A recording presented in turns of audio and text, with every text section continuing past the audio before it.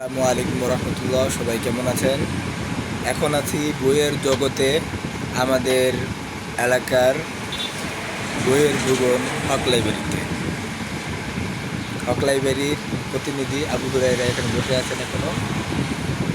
এখানে বিভিন্ন ধরনের বই পাওয়া যায়, তো আমি প্রায় আসি এখানে বই পড়ার জন্য। আজকে যে বইটা পড়বো সেটা হচ্ছে আমার কোরআনের ভুল কোরআন। ছোটদের জন্য এই বইটি খুবই চমৎকার। বিভিন্ন কোরআনের বিভিন্ন ঘটনাবলী এখানে খুব সুন্দরভাবে দেওয়া আছে এই বইতে।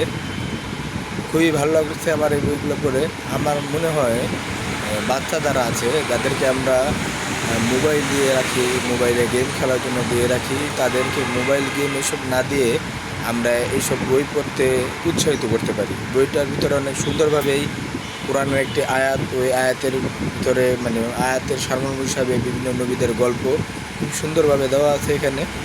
তো আমি ভাবলাম যে আপনাদের সাথে একটু শেয়ার করি ব্যাপারটা, যে আপনারাও মানে উৎসাহিত হন যে আপনাদের বাচ্চাদেরকে এই বই পড়ানোর জন্য অথবা বই পড়া শোনানোর জন্য। আপনাদের যদি এই বই প্রয়োজন পড়ে, আপনারা হক লাইব্রেরিতে যোগাযোগ করতে পারেন।